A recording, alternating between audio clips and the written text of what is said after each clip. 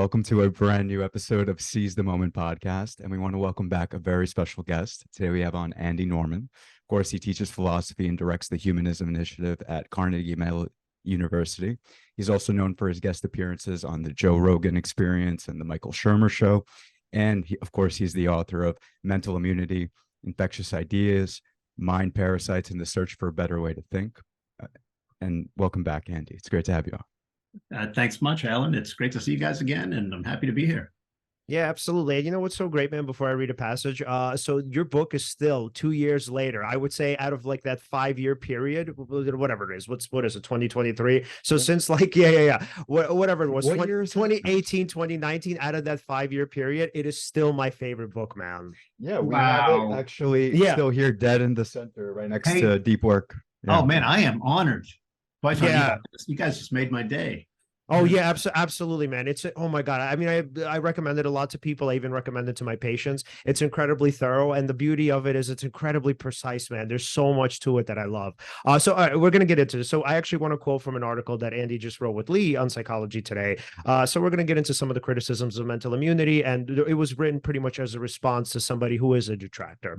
So Andy and Lee wrote, weaponized information is as old as time. Now, though, bad actors can micro target their messaging and populate millions of social media feeds with content designed to be triggering. They can exploit algorithms that amplify viral content, deploy armies of bots, and coming soon to an election near you, leverage artificial intelligence. Yet Williams would have us believe that misinformation is not widespread, that its causal role in social events is either unsubstantiated or greatly overstated. No cause for alarm here, folks. Just go about your business. Yeah, so Andy, can we talk about what the immunity project, mental immunity project is? And then now let's even get into obviously some of the criticisms about it. Because all of this seems pretty, I guess, obvious that, you know, there is a kind of widespread campaign of disinformation, especially when you look at elections. So yeah, what is mental immunity and essentially why are people against it? Yeah, so I think that information technologies have fundamentally changed the rules of the game for our minds.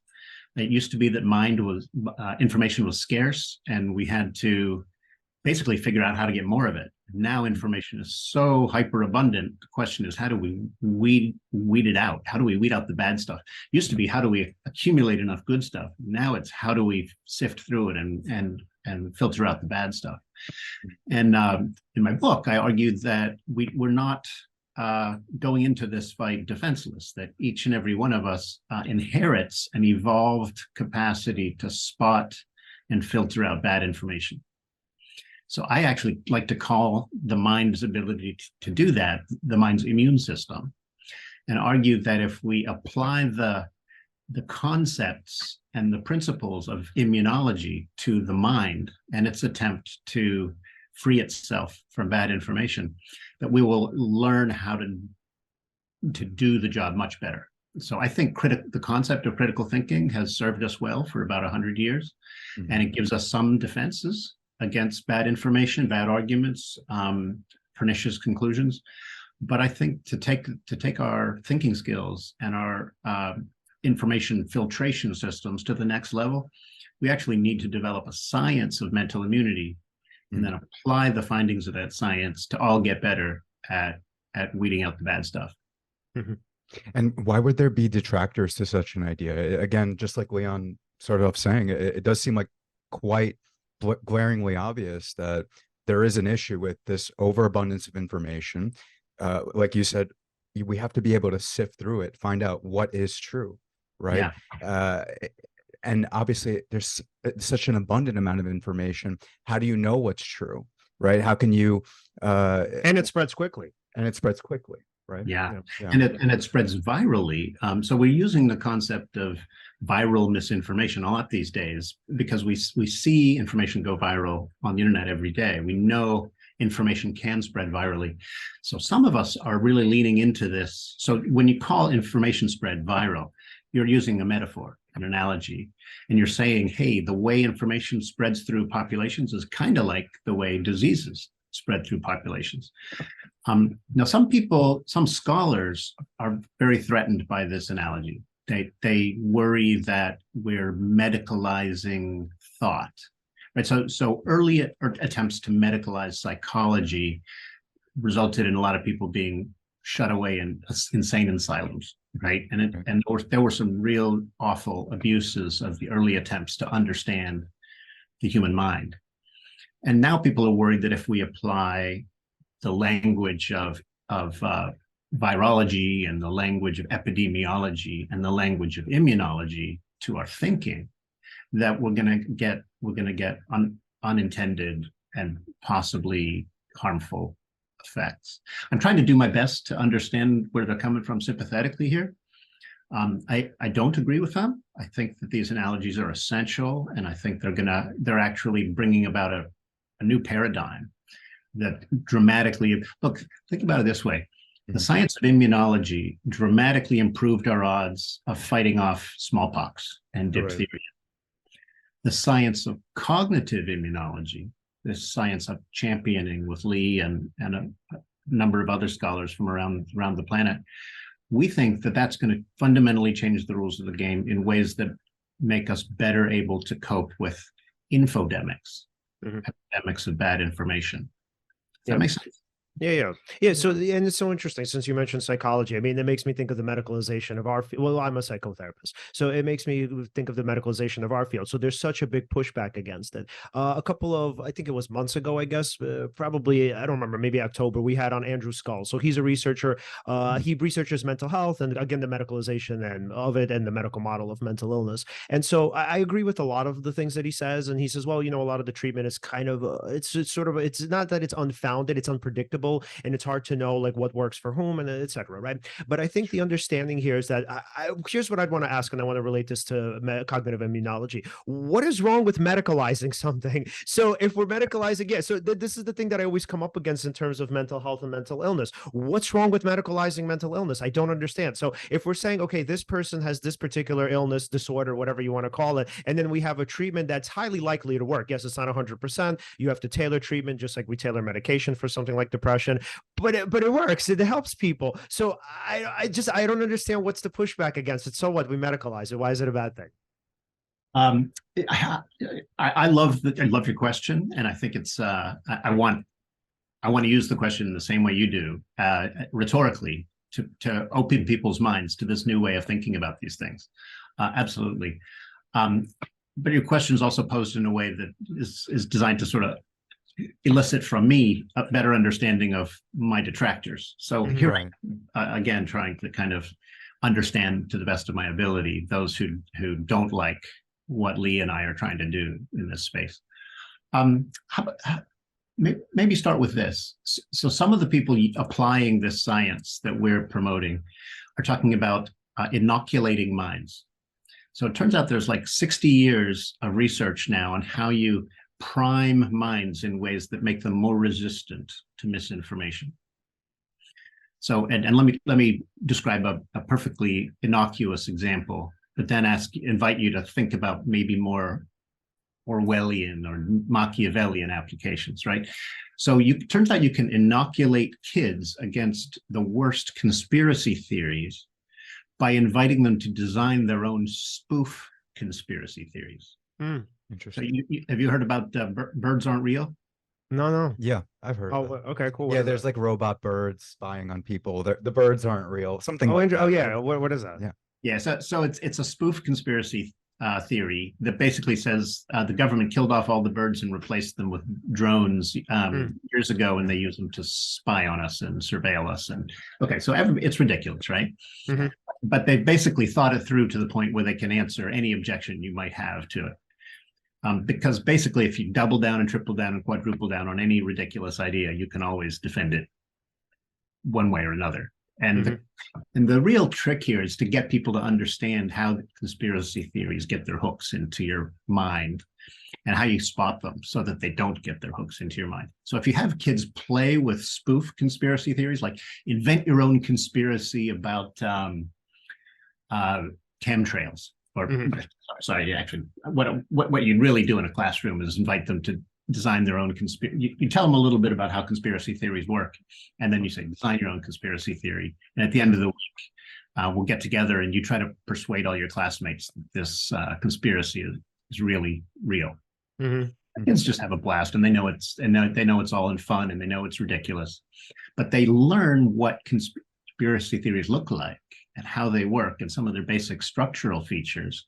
So when they encounter a really dangerous one, like QAnon, Mm. go, oh yeah, conspiracy theory, go away. Mm-hmm. Okay, so I think that's a beautiful example of mind inoculation. You actually have to expose kids and people generally to weakened form of bad ideas so that they can develop resistance to the more dangerous versions of those ideas. Does that make sense?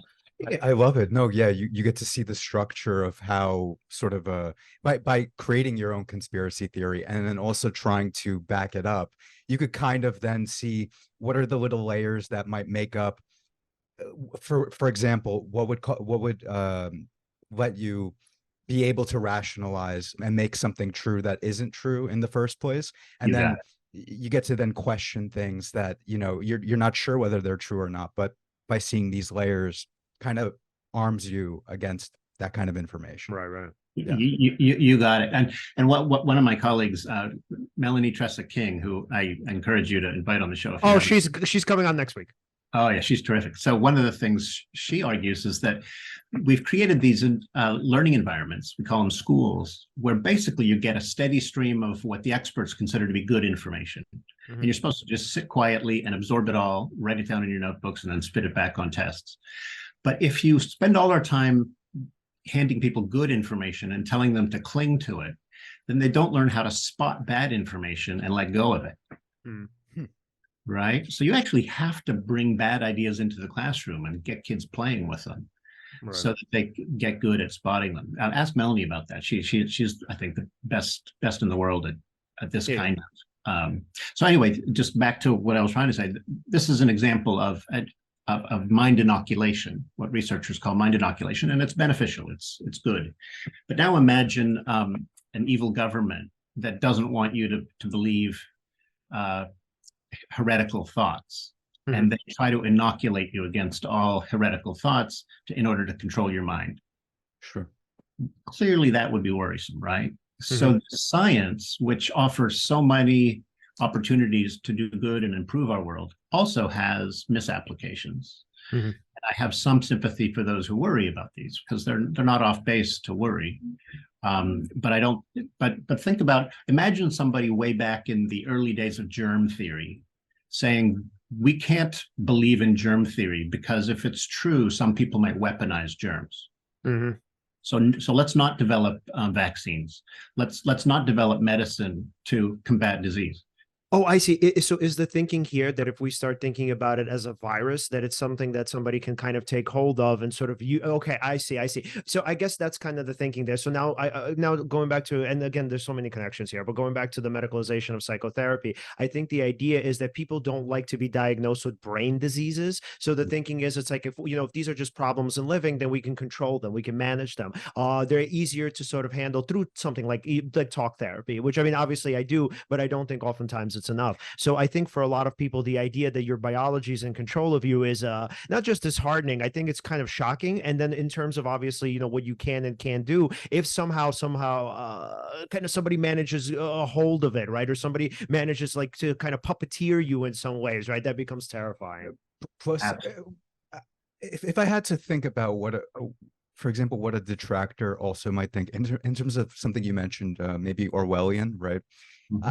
I suppose somewhere down the line, as mental immunity is recognized, right, and science that is widely accepted, I could imagine, I suppose, if I had to play around, maybe a politician could then start using certain maybe labels like, this person's or this group's they're spreading infectious thoughts. This is a sort of a viral spread of malicious ideas that we need to protect ourselves from. However, if you think about it a little bit further, I mean, of mental immunity, anyway, the science of it would protect against that. It's like, if you think about it, right? Well, I want to add, because I want to actually go into the article a little bit, right? So the criticism is essentially that we actually don't really know and can't tell what misinformation and disinformation is. So Andy, can you speak a little bit about that? Because apparently the markers aren't actually evident, according to the critics.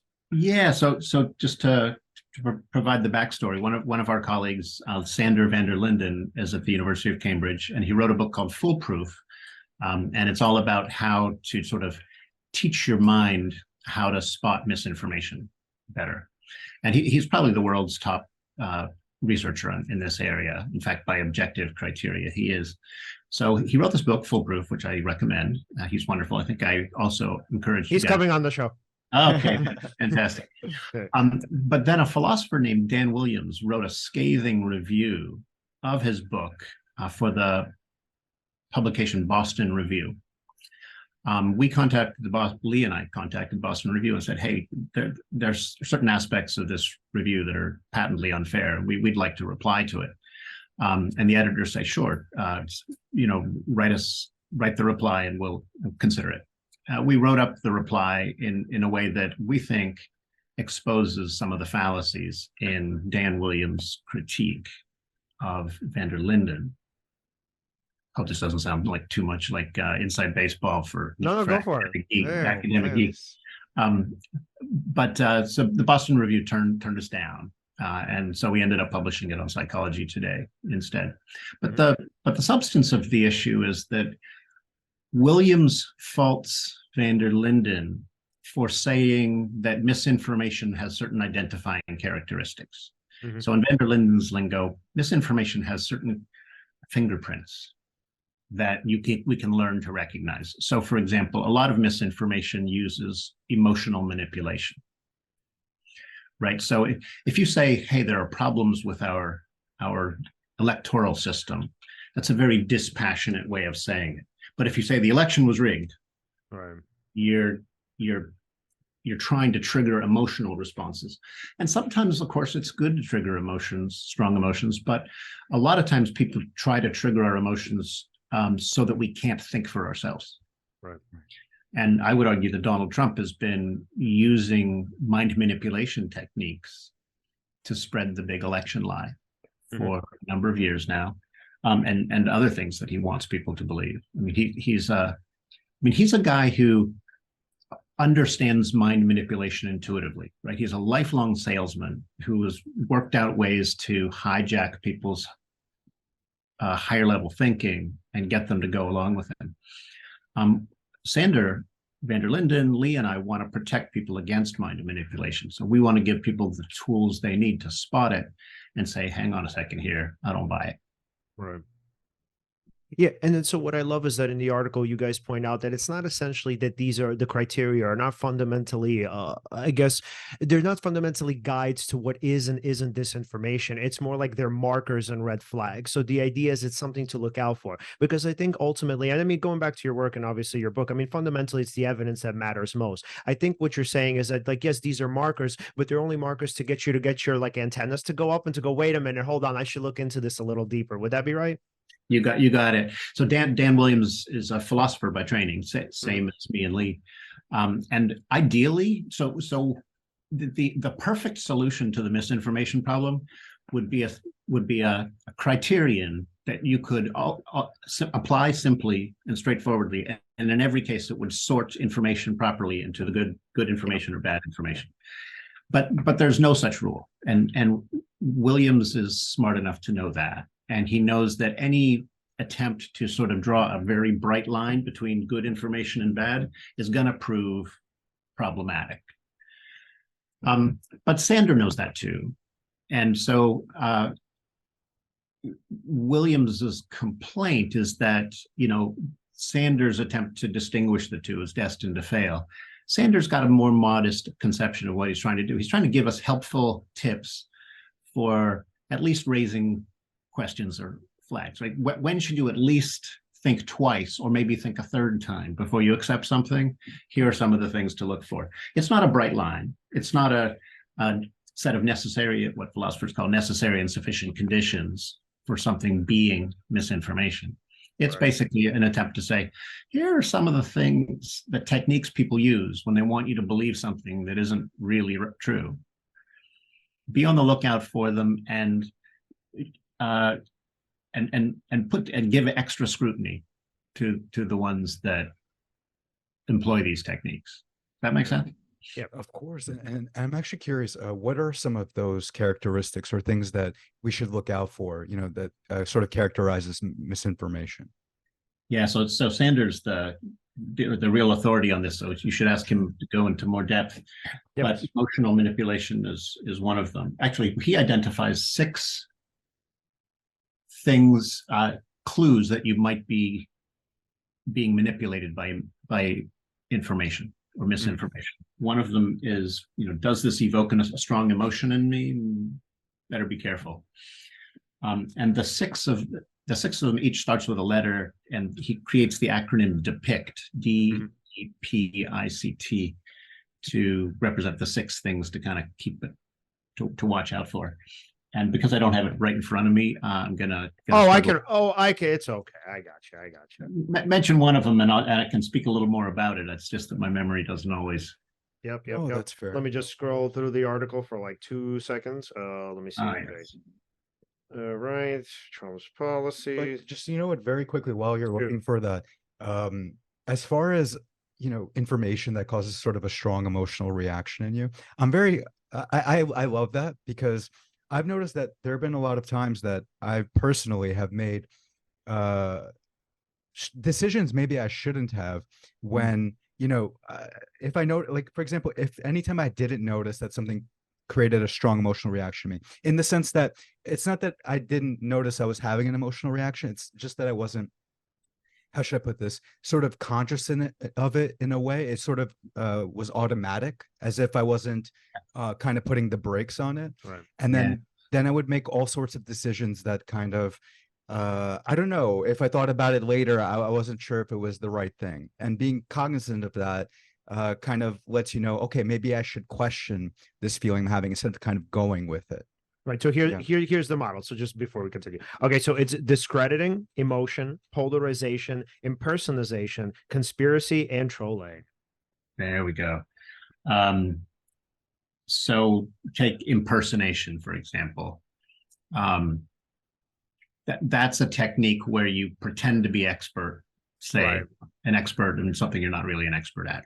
Right. So sometimes climate denialists will trot out somebody who happens to have a PhD and is willing to say, yeah, we're not quite sure yet that climate change is really caused by humans.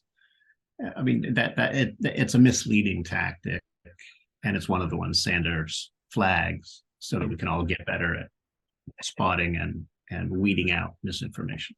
Mm-hmm.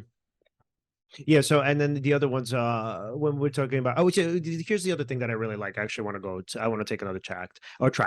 So with Lee, how he distinguishes between misinformation and disinformation. So I guess before I even get into that, oh man, I'm sorry. I just have so many questions on my mind. Okay. So let me just actually focus on this. Okay. So Lee classifies misinformation as literally just information that doesn't have an intent behind it, meaning it's just something that somebody believes is just inaccurate. Whereas disinformation is manipulative and it's meant to deceive. So when we think about cognitive immunology and we think about kind of the viral spread of it, right? Would you say, how would we kind of divide that, and where would we see the barrier between disinformation and misinformation? And somebody may ask, well, what's the real problem, right?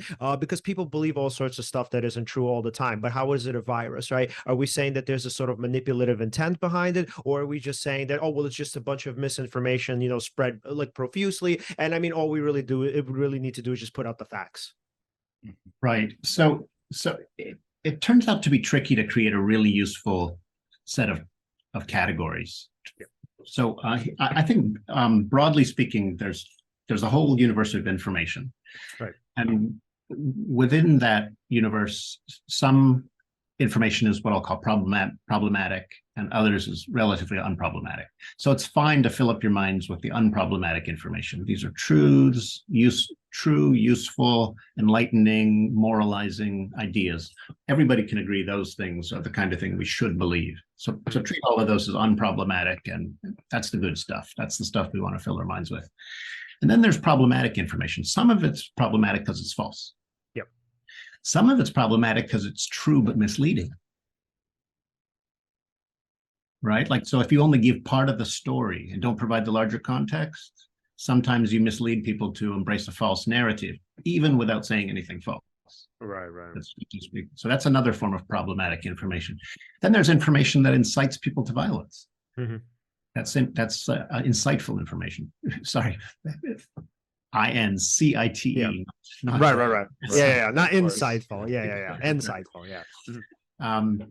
So I think information can be problematic for a whole bunch of different reasons, and we need to be attuned and sensitive to the way in which information can be any of those things, problematic in any of those ways. And we should be trying to spot information that's problematic for any of those reasons. And so, take white supremacist ideas about their own racial superiority. Mhm. One way to refute such ideas, or one way to dismiss such an idea, is to actually look at the science and say, see, the science behind your claims is bullshit. Mhm. There's no evidence that your race is superior to any other race. But another set of grounds for rejecting such an idea is no good can come from ideas like that. It just Mhm. makes people feel superior and entitled to harm others and to trample on other people's rights. So I reject the idea of white supremacy, both on factual grounds and on moral grounds. And first and foremost, I reject them on moral grounds. Right. Because it's not a useful idea. It's not an idea that is going to create harmony among people. So I reject it for that reason. So all of which is to say there are many different kinds of information that are problematic, and we should try to develop an ability to spot all the different kinds. Yeah. And I like. Well, just one last thing about mis versus disinformation. So there are people out there who just learn something wrong and pass it on unwittingly. Right. And so I heard of an article in the New York Times that I passed on to others, and then later I realized that it had to be retracted, and then I had to go back and apologize for forwarding it to others. So I was passing along. Nobody, I think, in that case tried to fool anybody, but bad information got passed anyway. That's what Lee and I call, and most researchers call, misinformation. But other information is deliberately manipulative, deliberately misleading. Yeah, and I think, I was going to say, so it seems that that's the foundation, according to Lee, but go ahead. Well, Lee's point is that if we fail to call out, when we fail to call lies, when we're so nervous that we might, so when you call something a lie, you're saying it's false, and you're saying somebody intentionally issued a falsehood. Because reporters don't often have enough to validate that it's intentional manipulation, they'll often describe it as misinformation just to be safe. Right. But when we don't actually call out habitual liars, we don't actually say, that's a disinformation spreader. That person is deliberately trying to make you a sucker. When we don't call that out, those people flourish online. Right. So I think one fact here can help. Turns out somebody did an analysis, and it turns out that a ridiculous percentage of COVID misinformation was spread by 12 people. Yeah, Marcola, one of them. We talked about that last week. Yeah. And those 12 people were getting rich because there was a market for bad information. Now, did they in fact know that they were spreading bad information? I don't know. Does Robert F. Kennedy realize he's spreading vaccine misinformation? I don't know if he's just a dupe himself or whether he's actually trying to fool people. So in a way, I should be agnostic, right? I should just call it misinformation. Sure. But there might be something more nefarious at work there. And a small number of people who don't give a damn about whether or not they have to fool you to get rich, right? The true disinformation spreaders, they're responsible for a large fraction of the bad information out there. And it's time we went after, realized that they're waging information warfare on us. Right. And it's time we woke up and fought back. That's Lee's point, just the way I summarize it. Right. And we do have to be able to, I understand that this discreditation is discrediting someone rather is could be a manipulative tool, but like it said in the article, it could be also to sort of reveal some truth as well. And I think these people do need to be discredited only because the things that sort of make sort of a particular population or demographic believe that what somebody is saying is true. I mean, some aspects of it that I definitely recognize are, one, how confident someone sounds when they elicit that information. Two, Yes. how many people actually buy into the fact, or Already. buy into what they're saying. How many people do you have behind you that believe in the same thing? It adds credibility. Mhm. And I forget the third one. Oh well, but my point is still illustrated here, that there are certain things that go into what makes people sort of hear something and then it sounds like it's true to them, right? Right. Among the many things discussed in your book and the article as Yeah, well. wait, can I actually add to that? I want to actually Please. add a psychological point to it. So what's so interesting, and by the way, this is a super fucking controversial point. So but it's true. I think the kind of research, clinical work, etc., sort of shows it to be true. So the thing is, like, for people to be, and again, I hate to even say this because I know there's going to be so much blowback. So the thing is, a lot of times, and this goes into the literature on narcissism. I'm going to actually speak about this more clinically. And so what you're seeing when a lot of people are deceived is there's this already sort of a foundation or a priming, right? And so what I mean by that is, let's say you have somebody who is like a charlatan, or somebody who, oh my God, okay. So I know the criticisms are coming. Okay. So somebody, I'm just going to push through. So somebody who's a charlatan and somebody who's telling you, look, the media is lying to you. Let's say, you can't trust the government. Let's say, there's been a lot of stuff going on behind the scenes that you aren't told. And, I actually care about you guys. I find that, like, for, let's say you're going into like new age territory and, people are special, we're all gods of some sort or whatever. You often have people who automatically already actually believe that. So the misconception is that for like gurus, and I know we're not focusing particularly on it, but I do want to get into it. So for somebody like a guru, what they do is they kind of tell you what you already kind of suspect or what you already wish to be true. So a Yeah. lot of the times, and I've seen this much in clinical work, is that a lot of times the people that do fall for it. So in clinical, I wouldn't call this clinical. It's more like pop psychology, but is a term that's prominent. They call it love bombing, right? So who falls for love bombers, right? These people who are really effusive, they're really overly romantic, they're pretty giving, they make you feel like you're like the best person and the most beautiful person in the world, right? It's actually a lot of times people who already think that about themselves. So the misconception is actually the opposite, and the misconception is no, it's actually people with low self-esteem that they target. I'm like, no.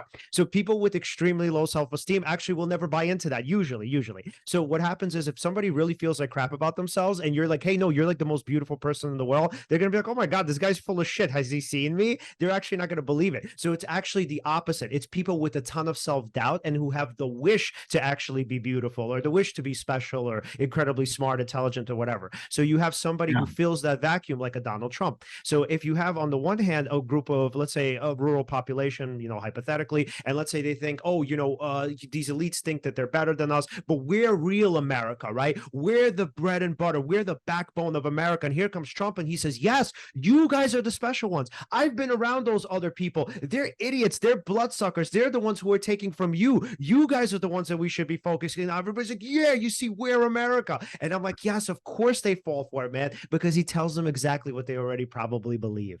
Well, or want to believe Yeah. as well.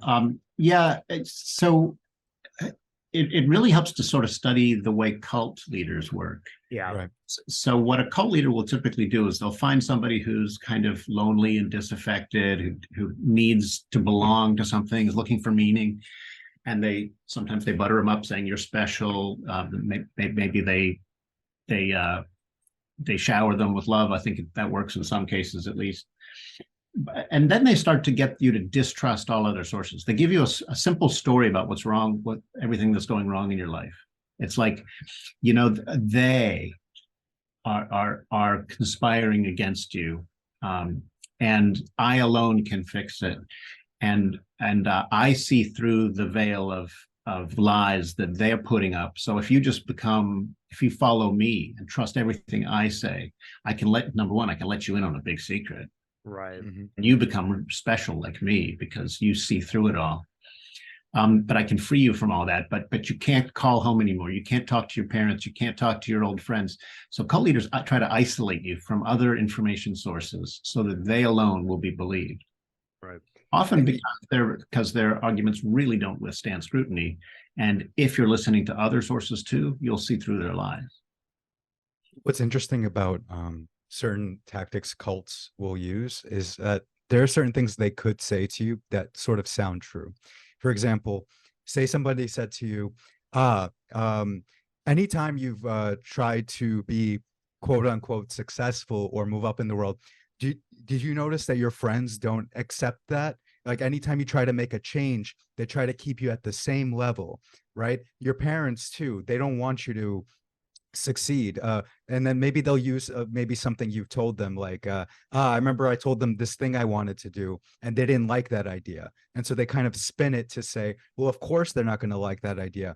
That's your purpose, that's the thing you want to do, and of course they're not going to accept it. You have to do it without them, and of course, push them away and do what you need to do anyway. And Yeah. your concept of the world is wrong, and I'm going to give you a new concept of the world, and which you'll be flourishing, and there's all these promises, and it's quite interesting because they could use little bits of truth, but then Yes, and you can sort of see how expand something it. like that would be really seductive, right? And Yeah. could really meet emotional needs. It always ought to give you pause when somebody's trying to get you to rely exclusively on them and Yeah.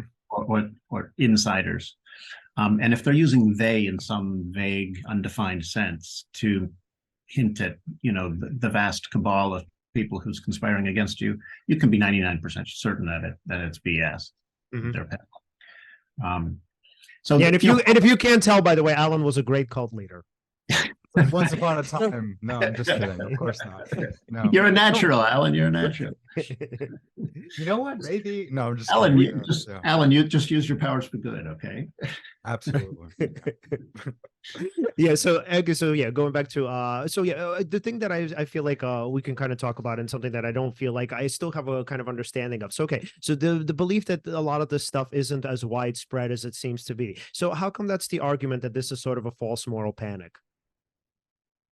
Yeah. So moral panics also have a long history of disorienting people. You think about, the witchcraft panic.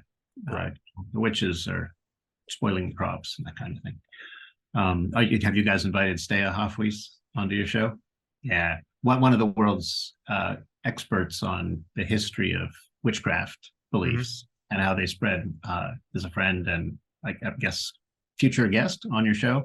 He's wonderful. So hopefully, so no, hasn't gotten back to us yet, but we'll see. Still working on it. Anyway, he's able to show that when witchcraft beliefs spread in early modern Europe, that it was essentially an epidemic of bad ideas. Those ideas were essentially mind viruses that spread through a population and made people do crazy things, and sometimes burn and stone and drown their own family members and community members. So,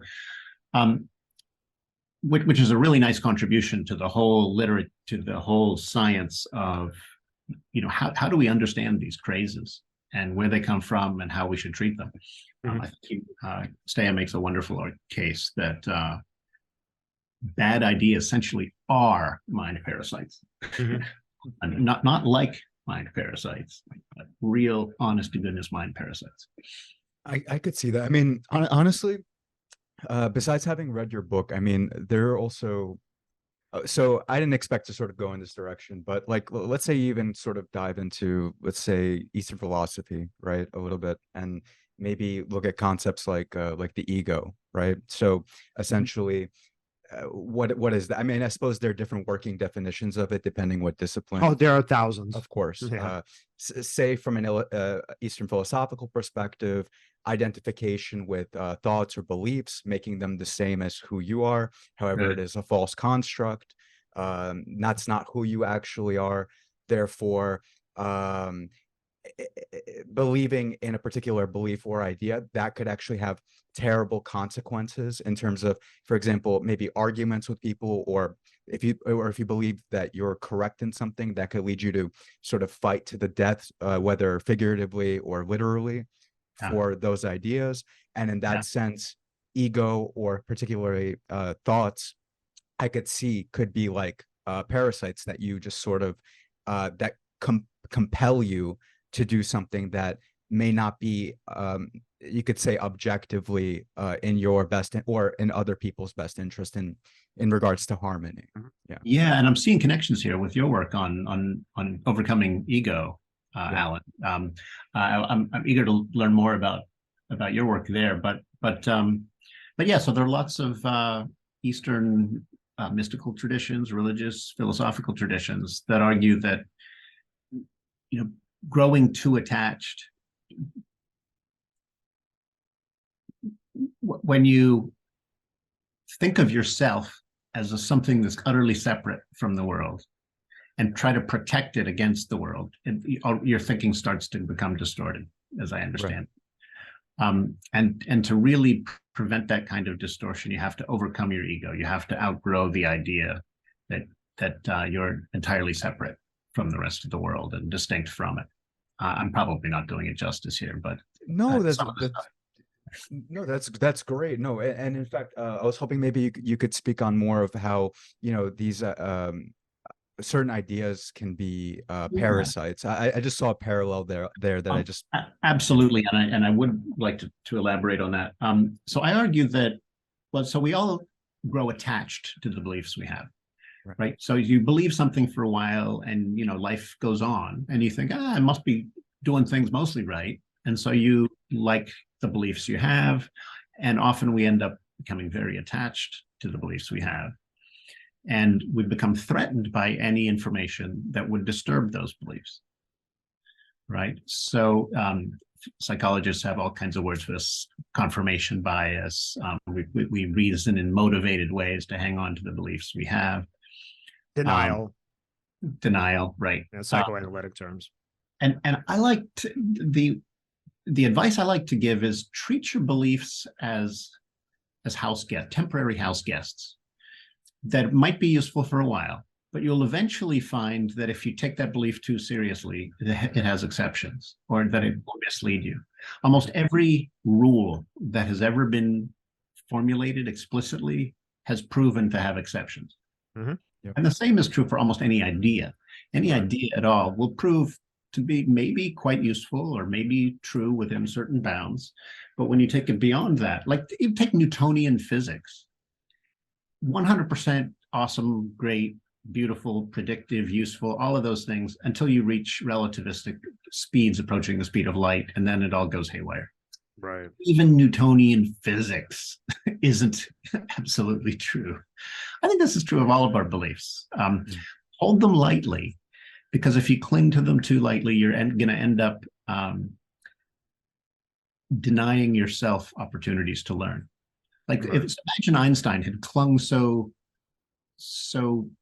tenaciously to Newtonian physics, it would have prevented him from discovering relativity. Yeah. He needed a certain flexibility of mind, a certain willingness to treat beliefs as okay, yeah, these are fine as far as they go, but maybe they don't go so far as I think. Right. And I think we should all do that with all of our beliefs, all of the time.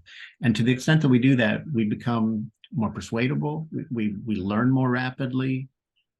We become better citizens, more tolerant of other points of view. We become more patient in conversation. And I think we all need to kind of get used to the idea that every single one of us has absorbed bad ideas and integrated them into our thinking. And every single one of us should make a habit of finding one or two things every day to unbelieve, to let go of. Wow.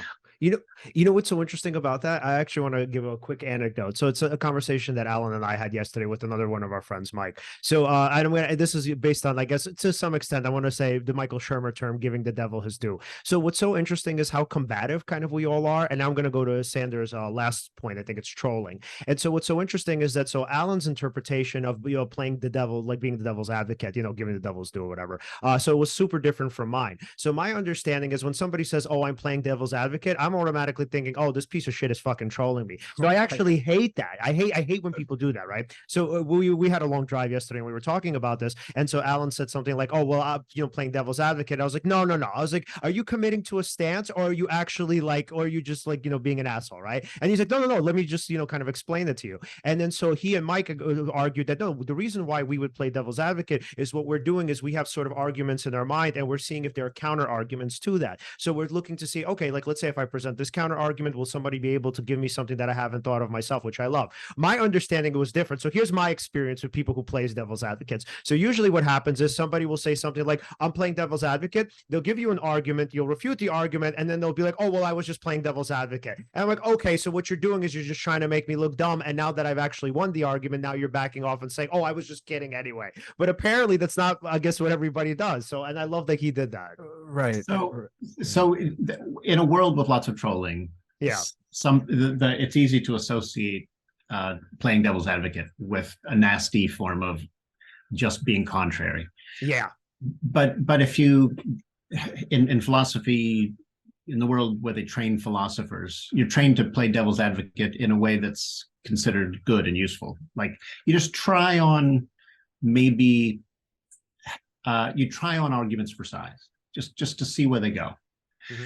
And that's an extension of the whole scientific attitude, right? Which is, let's treat this as a hypothesis, take it seriously long enough to generate some predictions, and then we can test those predictions and come back and decide whether we should take this hypothesis seriously or not.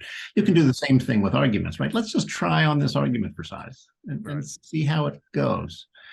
I'm not trying to be a dick about it. I'm just trying to open our minds to possibilities that might seem silly at first.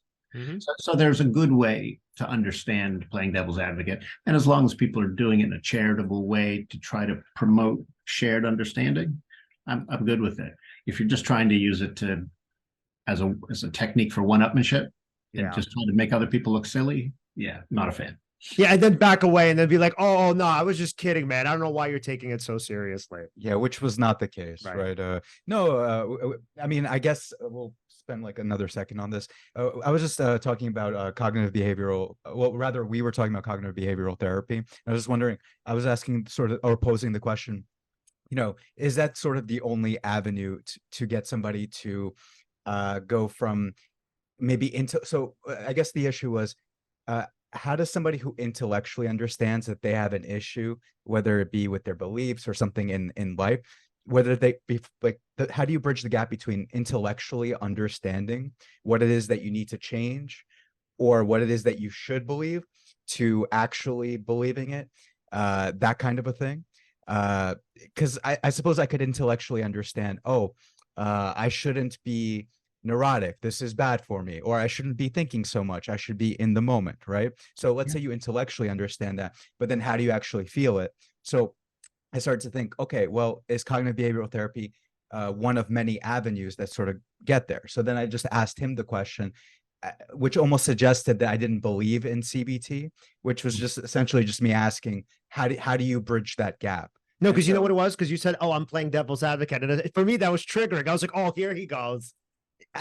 Just to ask that question. Yeah, I know. Just to be able to ask it. Yeah. Right. I mean, we should all guard against being triggered because, right. And not to point fingers here or something, but a lot of conversations that are fruitful and beneficial for all concerned kind of start to go off the rails when somebody gets triggered. Right. Mm-hmm. Right.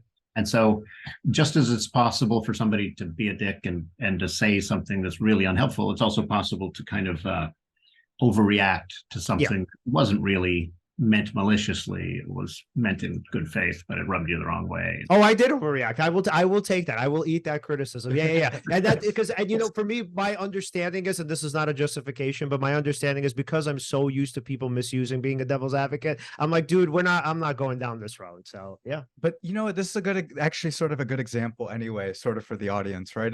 Say you did, like in somebody's personal interaction with someone else, you sort of overreacted, right? I like to, I might have said this before on the previous podcast, but I imagine like sort of a tree that has different branches that can go in different ways. Like imagine like a conversation and it can go this way, this way, this way. And if you overreact, it can go pretty bad. And then you could end up having a horrible interaction with that person that has these sort of rippling effects, maybe for your relationship or other interactions that you may then also overreact in. Or I suppose if you realized that overreacting might not be in your benefit, maybe there's like a more harmonious path that you could take. And then maybe with that particular person, they'll realize you're just sort of seeking truth or Right. something like that. And then you end up having a nice interaction. And then that could also have other ripple effects. But it's interesting how you could really diverge in a really bad place if things get sort of toxic, or you're not well armed against your own Right.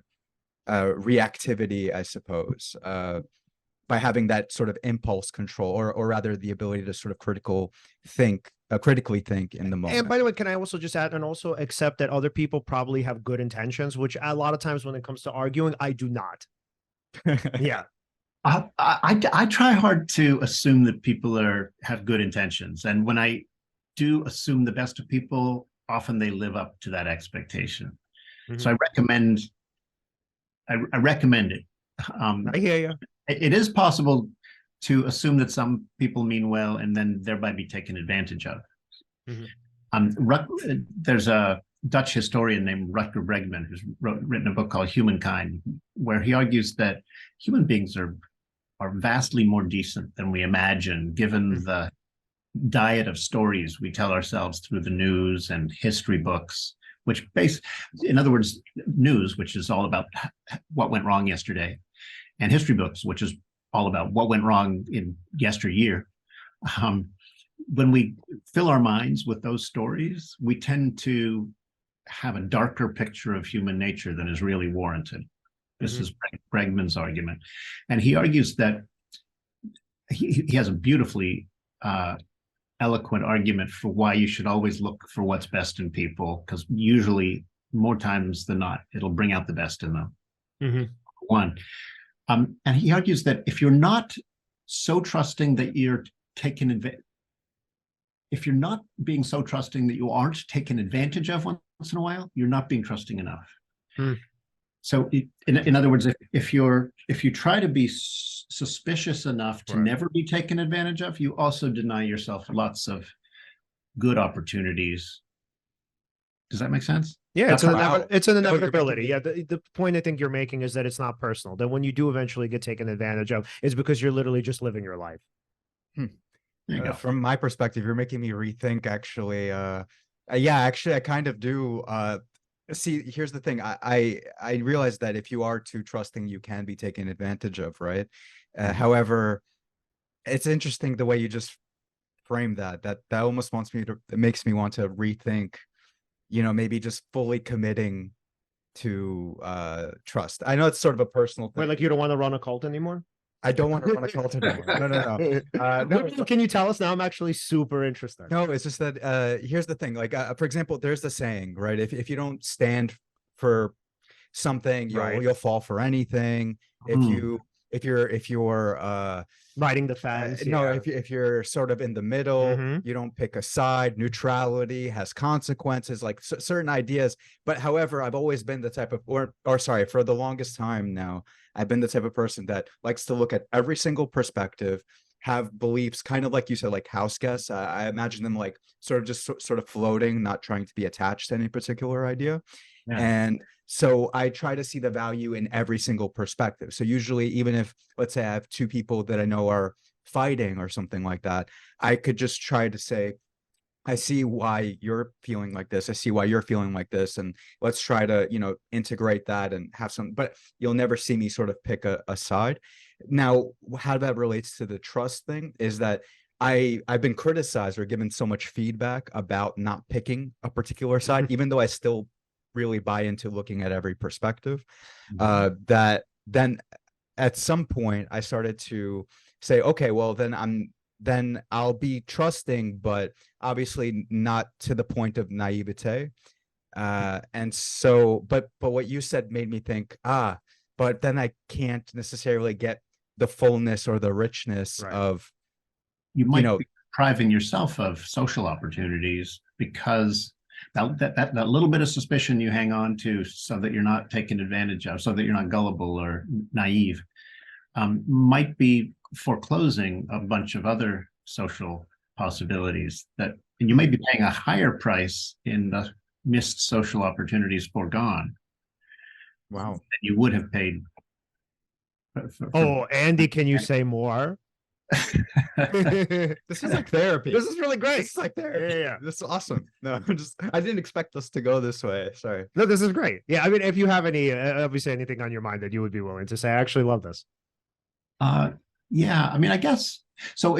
Compare two people. So you guys are partners in this seize the moment thing, and imagine you're only just starting to get to know each other, and you're trying to figure out, should I go in with this guy? Should I invest a lot of time and resources in making this joint venture work? Suppose it's just a business. You decide, you meet this guy named Leon, and he wants to form a widget factory with you, and you got to figure out if you trust him or not.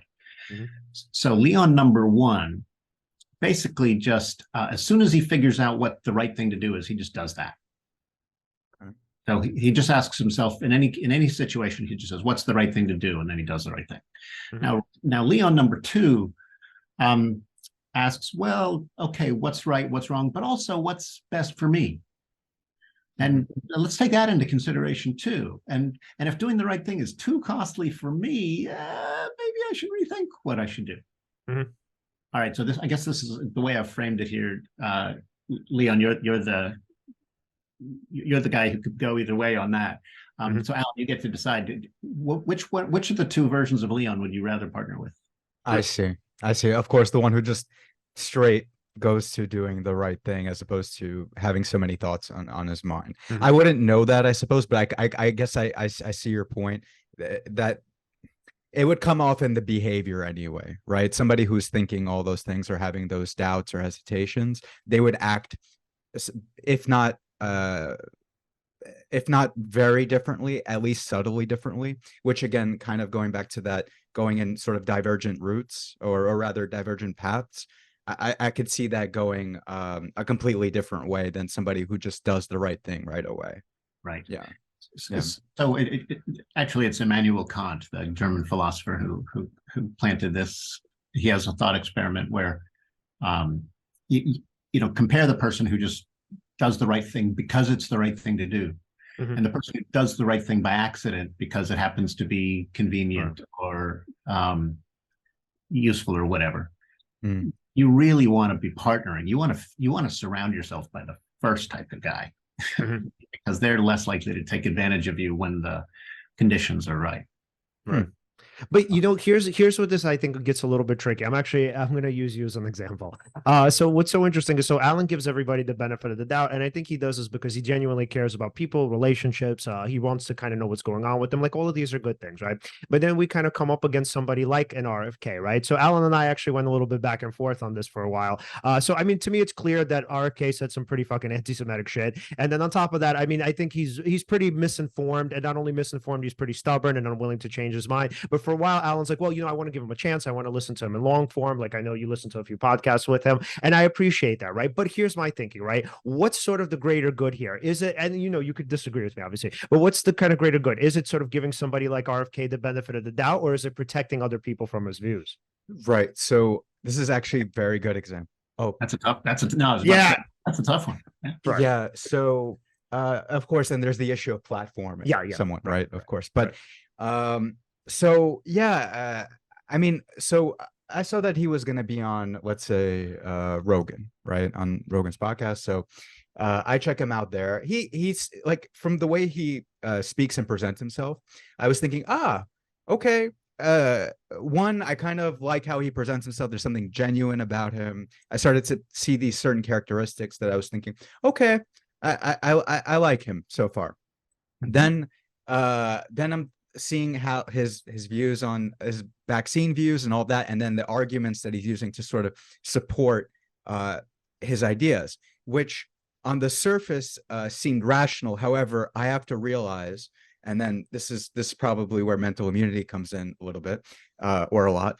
I had to realize, okay, I'm not actually, first of all, I haven't read all the research on vaccines. I am not qualified to interpret all of this data, right? Yeah. However, from my base intuition, I'm like, but he just seems to have a sort of a rationalization or an answer to everything that sort of explains why he sees things the way he does, has views on Fauci and his interactions with him. He's personally dealt with this person, that person, and he knows all of these people. Right? I mean, yeah. So then I just, it's not like I was like thinking, okay, I like this guy, I would vote for him or anything like that. But then I was still thinking, okay, well, he still seems likable. I hope that if he's proven wrong by a Peter Hotez or whoever, if there's any kind of a debate in the future, whatever, that, you know, he gains more knowledge from it and then doesn't espouse certain ideas that may not be true or that aren't true. However, it is actually interesting to like look at how. So when I first saw RFK, and I didn't even hear the vaccine views, I just heard him speaking about like maybe his family, his views on the Russia-Ukraine war, Right. that kind of a thing. That was also problematic.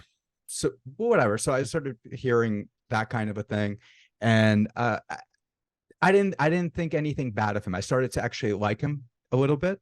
And then, well, I'm sorry, by the way, I'm not saying that I got all of the knowledge of his views. I'm just saying, like, as I heard bits of him. But then as I got more information, let's say from Leon, let's say I'm actually doing research on what it is that he's saying, then I'm like, okay, I guess his credibility isn't really there.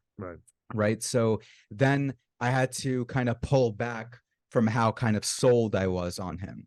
And that's at least good from sort of the perspective of not being too attached to this person I initially thought I liked, right? I got more information and then was able to sort of distance myself, if that makes sense. Right. Yeah, I mean, this whole Hotez RFK Rogan kerfuffle was a few weeks ago now, a couple of weeks ago now. I actually wrote a long Twitter thread on this. Yeah, I loved it, by the way. That was one of my favorite threads of the year. Yeah. Well, thank you. Yeah, I mean, so here's the story for those who may not have followed it. Peter Hotez is a respected virologist, scientist who's studied vaccine. RFK went on to the Rogan podcast and challenged Hotez to a debate. Rogan offered Hotez $100,000 to come on and debate RFK about vaccines. Hotez declined because he didn't want to give RFK a platform. And when you go up again, when you're a real scientist who's paid his dues and really understand how evidence and argument work, and then to have somebody who doesn't argue fair, who doesn't play fair with evidence, to have them challenge you to debate, sometimes it's wiser to just say no thanks. I don't want to put you on a platform alongside a respected scientist as though you two are equally worthy of attention, because that misleads people. So Hotez declined, and I both supported Hotez's decision to not debate RFK, but I also think it's a bad look for science to decline to debate stuff. It's central to science that we're open to objections and that we're willing to consider them. The problem is that if you spew objections at the fast enough, the way RFK does, or to spew misinformation fast enough, you can't refute it all. Now, have you ever heard of the what's the name of it? There's a principle called that says the amount of effort required to refute nonsense order of magnitude greater than the amount of effort needed to create it. Right. I think that's from Hume. Yeah. Probably comes from Hume, but somebody got his name attached to that principle. And it's just hard to give a prominent forum to somebody who dishes out misleading factoid after misleading factoid so much that you can't possibly counter them all in one conversation. Right. But I do think we need more experts who understand how evidence and argumentation are supposed to work. Who are willing to step into these debates and basically call out the nonsense peddlers and to show people in real time how they're misleading people. Somehow we need to do that better so it doesn't look as though scientists are trying to duck a fight or trying to duck a fair debate. Yeah, it would be nice to be able to sort of educate him, right? If he is genuine in his. Look, I got to push back against this, man. So, okay, going back to the anti-Semitic remark, right? So, look, if RFK misspoke, all he had to say was just like, "Oh, hey guys, no, I'm really sorry, I misspoke. I shouldn't have said that." He blamed the media for misquoting him. That didn't happen. So, how truthful is the guy?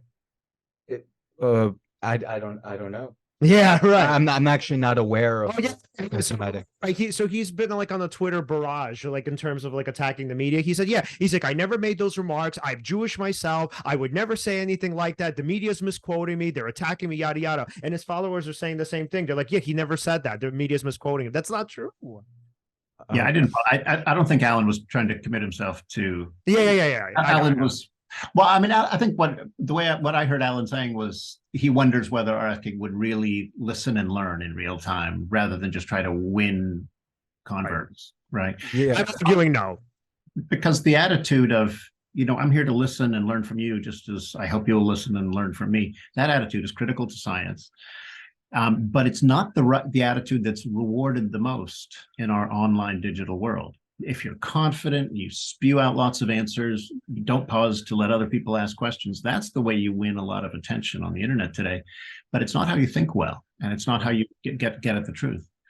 And so we need to think about redesigning social media, redesigning the online environment so that the voices most worth listening to rise to the top rather than the voices that don't deserve listening to rise. Right. Yeah, I wonder. So, are you aware of those? What is it?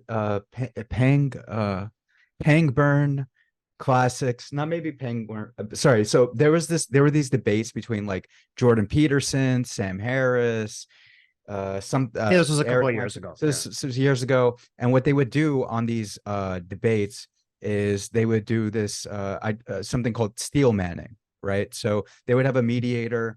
One person would present their point, the other side would try to explain their understanding of the other side's point and then give their refutation, and then they would kind of do that back and forth, right, until the end of the debate. Right. To reach some sort of greater understanding. And I suppose this was viewed by a bigger audience, and then I suppose it was on them to sort of integrate the information, right? I wonder if something like that could be done, I suppose, in future cases where, maybe just to educate these people who are higher up. I love the idea, Alen, and I think I'll have to check out this Pangburn thing because I haven't done it. I do know that there have been efforts to try to produce healthier online debates, and generally speaking, it's best to turn a debate into a dialogue if you can. So debates are all about trying to win, but real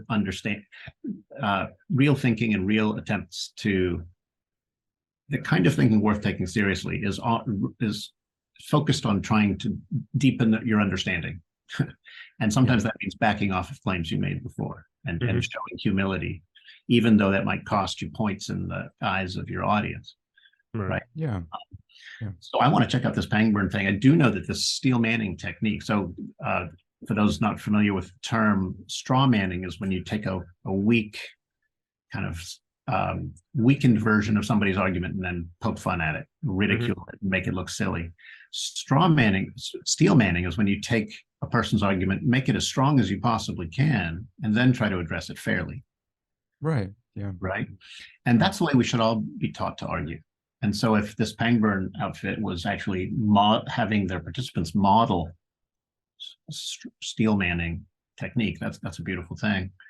I'll have to see whether it lived up to that expectation. I mean, I've been asked to participate in a number of debates with defenders of the Christian religion. And I'm not a believer in the Christian God, so I often take the opposite stance. But I always ask that it be a constructive discussion, constructive dialogue rather than a debate. And most of the time, Christian apologists like that, are willing to do that, and it's been largely a good experience for me. But I know that some people who are a hell of a lot smarter than I am, Richard Dawkins and Sam Harris among them, have started to decline invitations to debate Christian apologists because they don't think, because they think that gives those views a university platform they don't deserve. Right. And I remember mentioning this when we had Leon. So we talked about the Bill Nye Ken Ham debate. So the thing is, for me, it was pretty influential at the time. I was a creation, not a creationist. I guess I wasn't a creationist, but I was anti-evolution. So I don't know what I was. I don't think I was anything, but I was like, no, evolution's garbage. But the thing is, at the time, I remember what was so terrible about the debate was Ken Ham said something along the lines of, he said, no, I believe in the evidence. He said, I'm not against the evidence. It's just that Bill Nye thinks the evidence points to evolution, and I think the evidence points to creation. So I'm like, oh my God, man, how unfair is that? So I guess that's the main sort of qualm, or my main problem with the debates, is that essentially you can take the evidence and you could twist it into your own belief system. And it's not that difficult to do. Well, and there's another moment, famous moment from that Ham-Nye debate, which I talk about in my book. The moderator at the end asks, so gentlemen, could you each tell me what will change your mind? And Bill Nye said, evidence. Give me evidence that evolution isn't true and I'll change my mind. All right. If evolution isn't the way things really unfolded, you might find the fossils of rabbits in the stratum of rock associated with the Cambrian period. And that would just blow our evolutionary narrative out of the water. We'd have to rethink a whole bunch of things. Right. So he gave some concrete examples of what would force him to compel him to rethink his views. And then Ken Ham, the Christian apologist, was asked, okay, how about you? And he said, nothing. Nothing's going to change my mind. The Bible is inerrant, and that's my bottom line. And I'm sticking to it. Right. He was asked to exhibit the extent of his open-mindedness, and he doubled down on his closed-mindedness. Yeah, exactly. So as we begin to wrap up, Andy, the last question, and I guess this would be probably one of the most important ones. So what are you hoping to accomplish with the Mental Immunity Project? Yeah, thanks for bringing us back there. So the Mental Immunity Project is an attempt to take what scientists, some of the best scientists, have learned about the mind and its ability to spot and resist bad information and turn it into practical tools we can all use to protect ourselves, protect our loved ones, protect our friends, and to help them think better so that none of us, I mean, almost everybody has a family member who's fallen in with a cult of some kind or another these days, QAnon or cult of Trump or whatever. And a lot of families are suffering as a result. But we don't have to. It's possible to talk through our political differences in ways that are mutually respectful and affirming and that build love and connection in families. And we can learn again how to have those conversations. And it turns out that learning how to have those conversations is also learning how to think and learn how to think well. So I hope your listeners will go to mentalimmunityproject.org, where we've compiled a lot of resources for learning how to think in this nonpartisan, open-minded way that can accelerate everybody's learning.